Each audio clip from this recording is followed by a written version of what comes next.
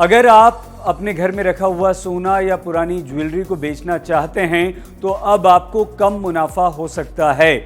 और अब ऐसा इसलिए होगा क्योंकि पुरानी ज्वेलरी को बेचने पर आपको जीएसटी देना पड़ सकता है और ये जीएसटी 3% हो सकता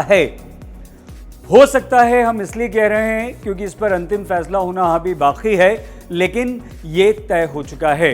ये तय इसलिए हुआ है क्योंकि राज्यों के वित्त मंत्रियों की GOM यानी कि ग्रुप ऑफ मिनिस्टर्स की एक बैठक हुई, जिसमें पुरानी ज्वेलरी को बेचने पर उस पर जीएसटी लगवाने का प्रस्ताव लाया गया और जीएसटी लगाने का ये प्रस्ताव लगभग सभी वित्त मंत्रियों ने मान लिया।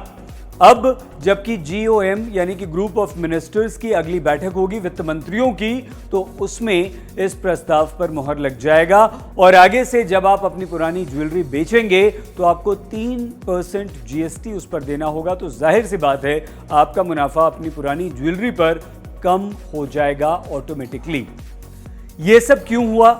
ये सब इसलिए हुआ क्योंकि वित्त मंत्रियों की GOM की जो बैठक हुई उसमें बहुमूल्य रत्नों, सोना, चांदी, हीरे, जवाहरात के ट्रांसपोर्टेशन के लिए जो ई-वे बिल होता है उसकी समीक्षा के लिए इसका गठन किया गया था।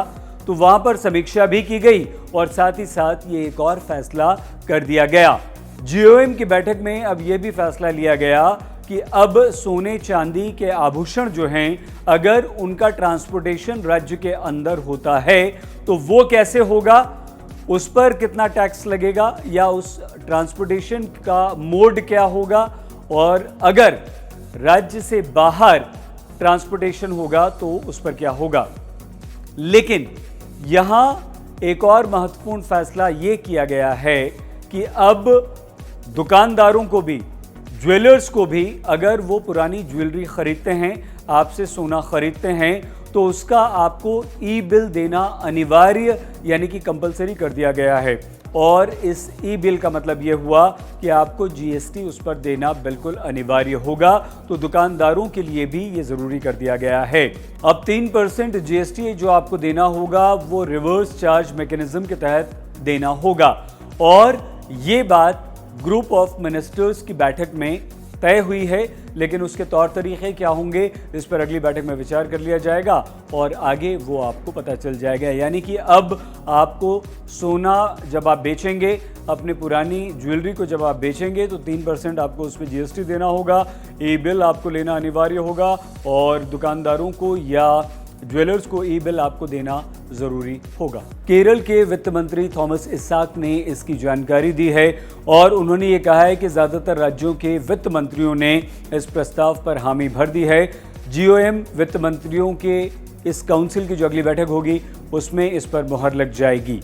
बैठक में मौजूद बिहार के उप मुख्यमंत्री सुशील कुमार मोदी ने कहा है कि इस बैठक में यह भी फैसला लिया गया कि अगर कोई राज्य ई-वे बिल का क्रियान्वयन करना चाहता है तो वो अपने राज्य में सोने के ट्रांसपोर्टेशन यानी कि परिवहन के लिए ऐसा कर सकता है, जबकि एक राज्य से दूसरे राज्य के लिए ऐसा करना व्यवहारिक नहीं होगा।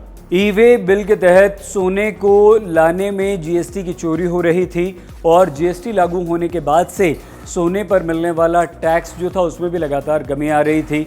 इन दो कारणों की वजह से वित्त मंत्रियों की इस GOM का गठन किया गया था और उसकी बैठक में ई-वे बिल क्रियान्वयन पर समीक्षा की गई थी और उसमें यह फैसला लिया गया कि अब अगर आप अपनी पुरानी ज्वेलरी या सोने को बेचेंगे तो आपको मुनाफा कम हो सकता है क्योंकि उस पर आपको 3% जीएसटी देना होगा।